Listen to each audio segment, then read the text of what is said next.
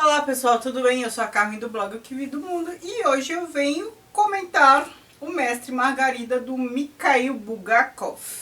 Uma obra, eu ia falar polêmica, mas não é necessariamente polêmica, é assim, quem gosta ama, quem não gosta odeia, assim, sem meio termos. Não é uma obra fácil de gostar porque ela é um pouco diferente, ela é alegórica. E se você não conhecer a realidade da União Soviética, país em que ela foi escrita, né? A realidade ali soviética é da década de 1930, a realidade política, você talvez não entenda tão bem a obra. Mas mesmo que você não conheça bem aquela realidade, é possível gostar da obra. Não estou falando que isso é uma condicionante, conhecer a realidade, conhecer a história da União Soviética naquele período, para gostar dessa obra. Você pode apenas se divertir, apenas ler e rir muito. É tragicômico, né? Aqui a gente tem uma situação em que os diálogos são muito inteligentes e muito espertos, as situações apresentadas fazem a gente rir o tempo inteiro. Parece uma comédia, um filme de comédia, né? Eu li este livro com essa sensação de que estava assistindo uma peça de teatro, vendo um filme. Não é por acaso, porque ele tem uma linguagem assim voltada para teatro e também se pode pensar cinema, porque cinema neste período ele era muito mais próximo do teatro do que é hoje. Mas para entender melhor isso também, esses aspectos teatrais e tal, a gente tem que conhecer um pouquinho da vida do Bulgakov. Não da vida, né, mas entender quem era essa pessoa. E uma outra coisa é que aqui é uma situação que se baseia também num mito medieval, que é o pacto fáustico, né? A história de Fausto. E aqui, mais especificamente, Fausto de Goethe, porque o Fausto é uma lenda e com base nessa lenda alguns autores contaram histórias. Só que aqui é do Goethe e eu vou explicar por quê. Não só porque logo na epígrafe aqui do livro ele já cita Goethe, mas porque tem algumas passagens ou alguns aspectos que dialogam diretamente com a obra do Goethe e não com as outras obras relacionadas ao Pacto Fáustico. Vou primeiramente apresentar um pouco do contexto histórico da União Soviética e do próprio Bulgakov. Olha o nome, hein? Para depois falar um pouquinho da obra e apresentar, depois compará-la aqui alguns aspectos, pontos de contato com o Fausto do Goethe e depois apresentar possibilidades de interpretação, contar um pouquinho da obra e apresentar possibilidades de interpretação. A gente está aqui na União Soviética de 1930, década de 30, conforme eu falei. O que a gente tinha aqui? O regime de Stalin. E o que era o regime de Stalin? Um regime em que quase tudo era proibido. Ele era um ditador supremo. Eu acho que o Stalin ele foi mais rigoroso nesse aspecto de controle de comportamento das pessoas do que até mesmo Hitler ou qualquer outro ditador de quem eu tenho notícia. Não é por acaso que o George Orwell escreveu em 1984. Foi com base na ditadura de Stalin, em nenhuma outra. Aquele controle de Estado que há na obra do Orwell é um controle de Estado com base no controle de Estado stalinista. Isso por quê? Primeiro porque o Stalin era um ditador, depois ele tinha muito medo, porque ele tinha a sombra de Trotsky, né, atrás de si, mas essa questão de Stalin e Trotsky eu vou abordar melhor quando eu fizer o vídeo sobre o homem que amava os cachorros do Padura. Então havia muito controle. E eu quero que vocês percebam que a gente falar de Stalin, a gente não está falando de comunismo. Falar de stalinismo não é falar de comunismo. Ele se dizia comunista, mas em nome do comunismo ele fez muitas atrocidades que não tem nada a ver com a ideologia comunista. Tudo isso para dizer que Stalin fez um monte de coisa em nome do comunismo, se dizendo comunista. Mas, diametralmente, a gente tem Trotsky, que também era comunista, e os dois agiam de maneira totalmente diferente, para vocês verem que é o comportamento das pessoas, não é o comunismo. Porque muita gente fala, o comunismo matou não sei quantas pessoas. Não, o comunismo não matou, quem matou foi Stalin. Complicado. Mas, fechando parênteses, tudo isso para dizer o quê? O clima aqui mostrado nesse livro é de a União Soviética super controlada. Então as pessoas eram vigiadas o tempo todo. Eu tenho certeza que vocês já viram muitos filmes representando isso. A Vida dos Outros é um ótimo filme que representa bem essa questão de ter microfone na parede, ter tudo ser controlado. É bem aquela situação de George Orwell mesmo, né? Era a União Soviética de Stalin. Então a gente está num período meio de terror. E o Bulgakov, ele critica Stalin, né, neste livro, só que de forma alegórica. Aliás, ele não publicou este livro em vida, esse livro só foi publicado depois que ele morreu. E ainda assim o livro foi publicado depois da morte de Stalin, mesmo no Ocidente, aí não estou nem falando na União Soviética. Esse livro foi publicado a primeira vez, acho que na década de 60. Stalin morreu em 1953. Ele até que podia falar mal de Stalin sem citá-lo, né, de maneira alegórica. Nunca que esse livro iria ser publicado. O próprio autor o queimou, reescreveu algumas vezes. E aí já falando um pouco do autor. O Stalin não deixava o Bulgakov sair da União Soviética. Parte da família dele saiu, foi para acho que França, mas o Stalin não deixou o Bulgakov sair.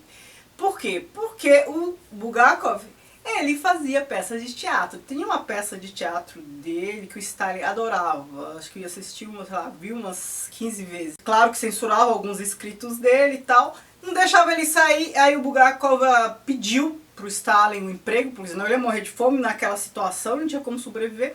E o Stalin deixou ele trabalhar no teatro. Então essa realidade de teatro que a gente vê aqui é a realidade do autor. Não só porque ele trabalhava, mas ele escrevia peças de teatro. E uma outra característica que a gente vê aqui, que tem a ver com a história do autor, é que o Bulgakov, ele tirava sarro de tudo, ele fazia sátira com tudo, então ele se divertia com tudo, ele era muito espirituoso.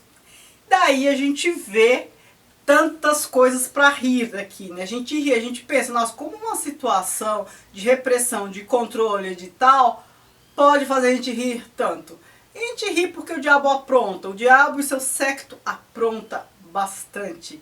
E a forma como eles aprontam com as pessoas, as peripécias, as diabruras, faz a gente rir demais. Agora vamos à obra.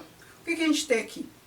A gente tem Moscou, década de 30, começa assim, duas pessoas conversando, acho que um editor da Massolite, Massolite é uma livraria, uma editora lá, e eu não sei se é editor, enfim, algum funcionário, já não lembro mais, conversando com um poeta a respeito da obra deste poeta.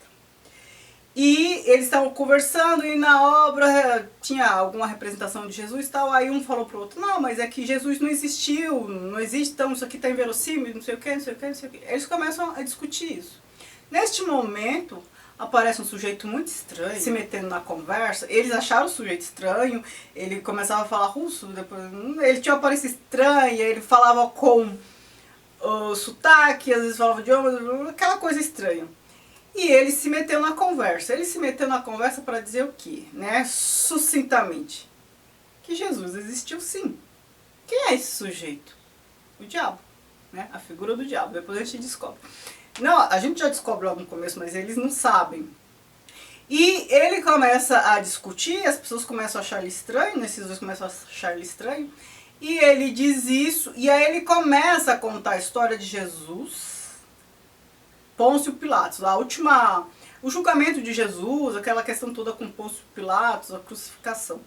E aí ele começa a narrar e a gente já tem acesso a um outro capítulo que já é a história em si de Jesus. Então a gente tem esse romance pontuado por um outro romance. Ele é intercalado com outro romance, com outra história, que é o quê? Capítulos que contam a história de Jesus, né? Pôncio Pilatos, toda aquela questão do julgamento e tudo mais. Então, assim, você está em Moscou, década de 30, e daí a pouco vem uma parte de Pôncio Pilatos, de Jesus e tudo mais. Isso já causa um estranhamento.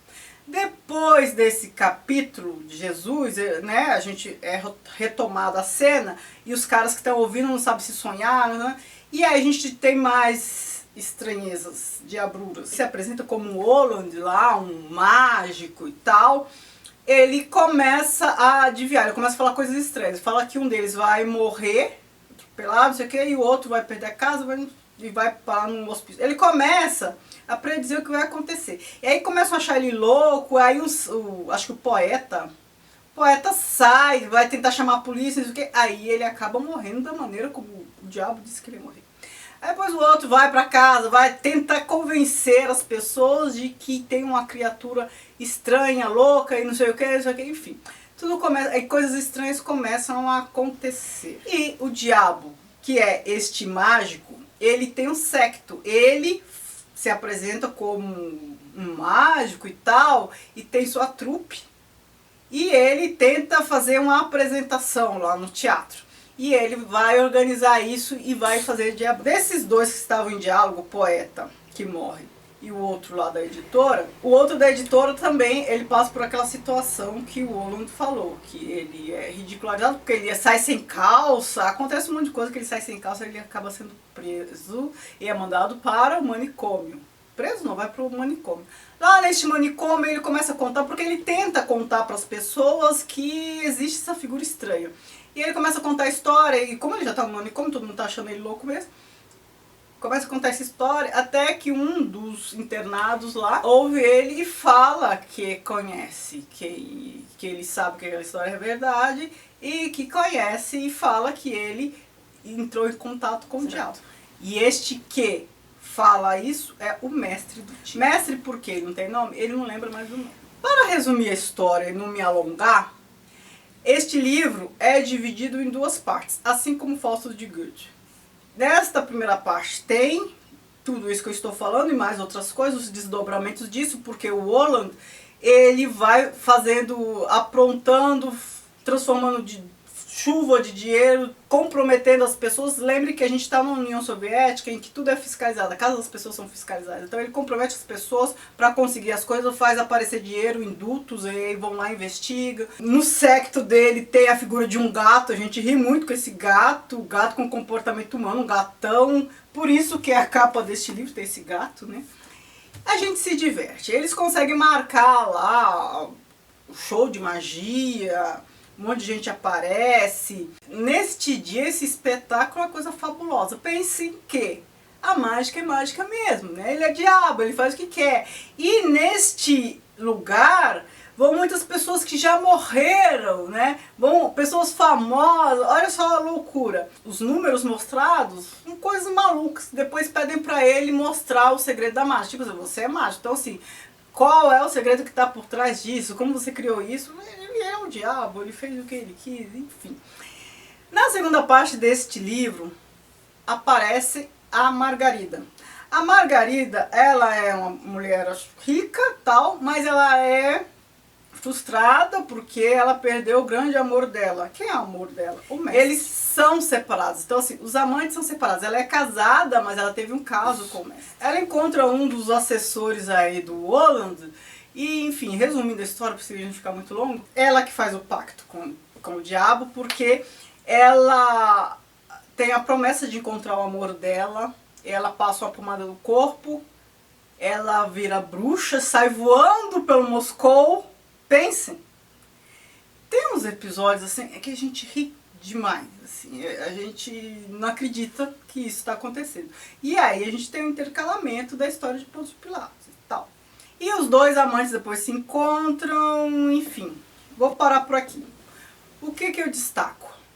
Falei para vocês que a gente está na Moscou, na União Soviética da década de 30. Então assim, todo esse controle de Estado é ridicularizado pelo diabo, com as falcatruas, as peripécias diabólicas do diabo. Então assim, as pessoas são fiscalizadas, elas são... a casa delas é vasculhada. Aí o que o diabo faz?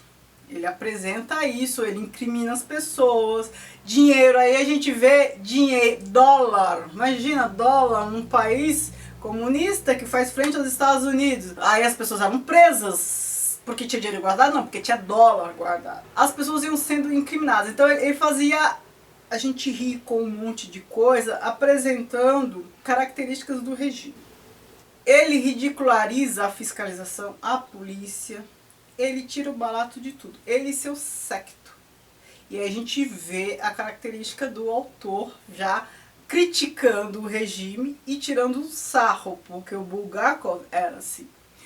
Aí a gente tem duas possibilidades de interpretação que eu vou dizer daqui a pouco, porque agora eu vou falar do ponto de contato que tem com Fausto do Goethe. A primeira coisa, os dois se baseiam no pacto fáustico. A segunda coisa, os dois são divididos em duas partes. Em duas partes totalmente diferentes. Aqui, ainda a gente tem... As histórias se juntam depois. A segunda parte começa com a Margarida, que até então não tinha aparecido, parece ser uma outra história.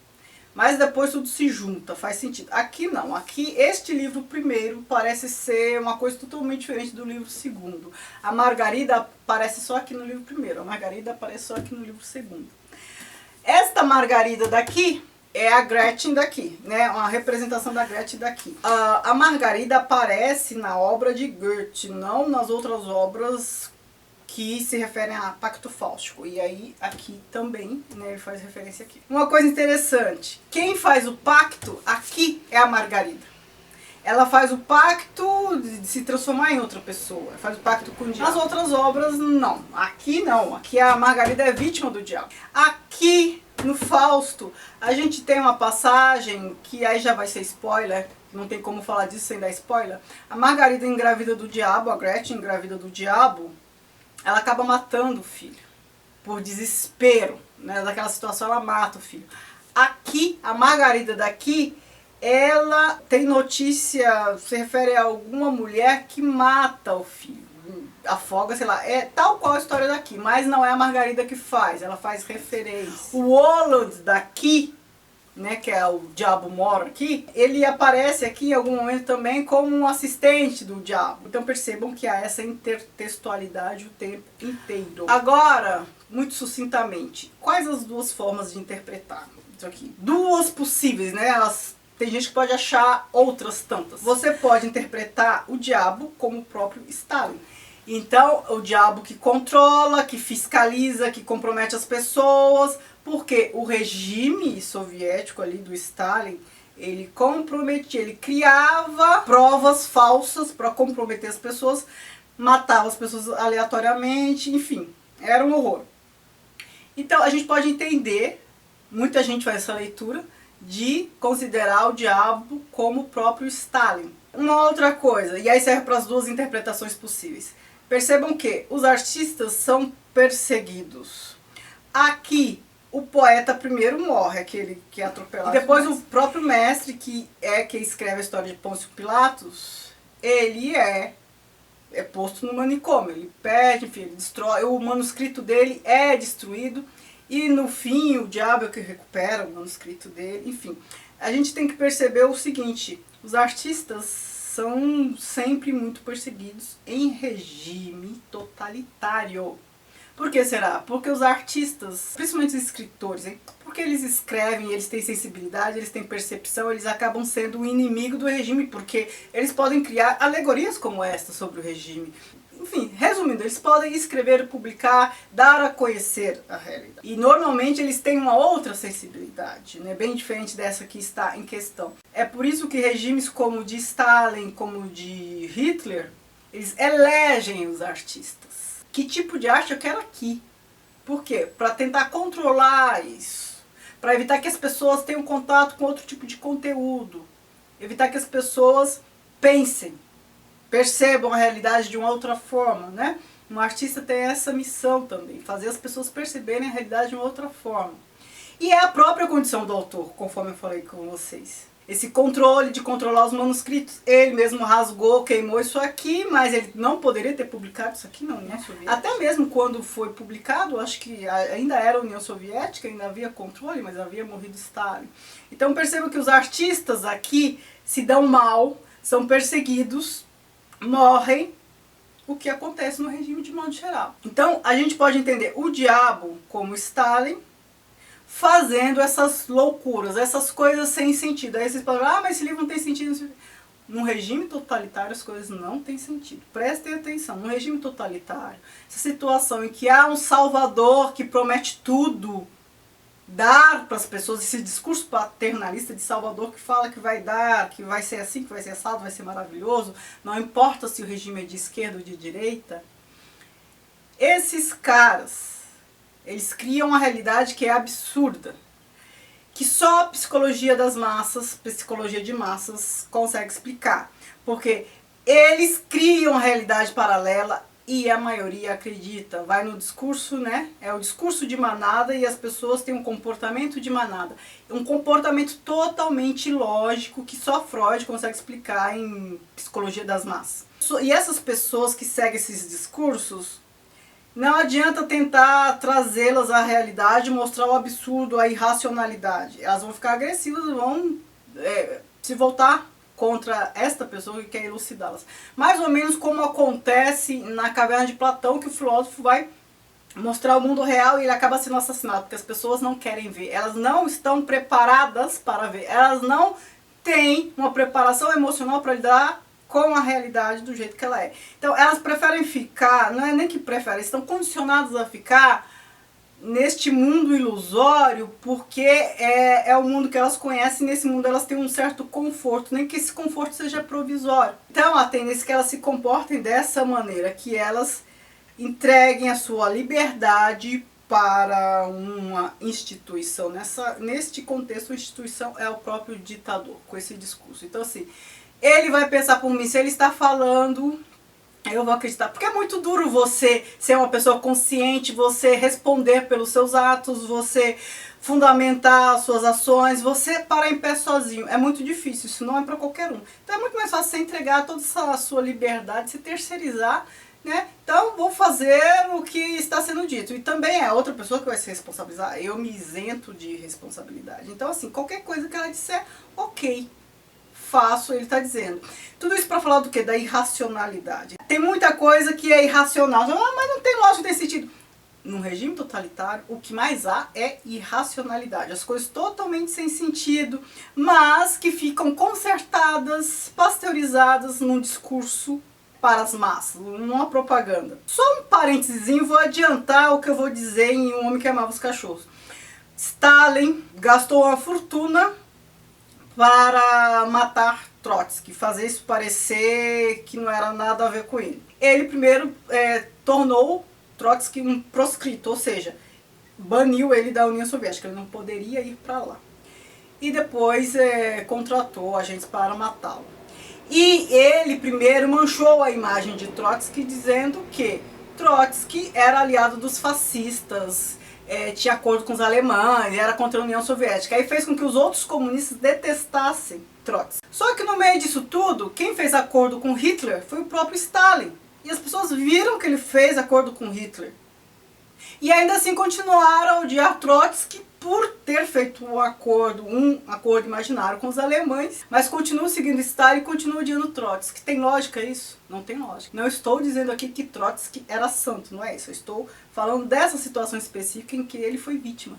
Fecha parênteses, tudo isso para dizer que não tem lógica. A falta de lógica de um regime como esse está à altura das diabruras do diabo. Então você pode entender este livro como Stalin sendo o diabo. Mas você também pode entender de uma outra forma, outra chave de interpretar, para interpretar isso, que é a que eu gosto mais, embora não seja a mais comum, a mais popular, que é o diabo julgando a União Soviética da década de 1930. Ele para além de Stalin. Ele julgando e achando aquilo bagunçado demais. Porque aquilo do jeito que tá, só diabo para julgar. Né? Não tinha nenhuma outra pessoa mais competente. Então ele vem, ele faz essa intervenção, apronta e depois ele vai embora com seu séquito e tudo mais. Né? No fim ele vai embora. Se a gente prestar atenção em alguns diálogos, a gente percebe que o diabo não representa o mal supremo. Ele faz maldade, né? Porque o pacto fáustico significa o quê? É a luta do bem contra o mal. Ele faz maldade, mas ele não representa o mal supremo. Uma coisa que o diabo dizia aqui é que ele não gosta de covardia. Então assim, o diabo tem sua ética também, né? Claro, todo mundo tem ética. Mas ele não gosta de covardia, então ele procurava punir as atitudes covardes. Percebam que quando ele estabelece isso, ele já está fazendo um juízo de valor, um juízo moral, pelo qual ele pauta suas ações, ele julga. Né? E uma coisa que ele faz, ele que não é maldade, sim bondade, ele une os amantes, né? Ele permite que o mestre e a Margarida se reencontrem. E ele salva o manuscrito do mestre, que é a história do Pôncio Pilatos, né? Que tinha desaparecido, tinha perdido, não sei o que, ele recupera. Então vocês percebam que o diabo aqui não é o extremo mal. Ele não representa o mal extremo, se a gente analisar por essa ótica. A gente pode analisá-lo como um ser maior, não que ele seja bom, não que ele represente o bem, mas que julga o Stalin. Ele está para além do mal.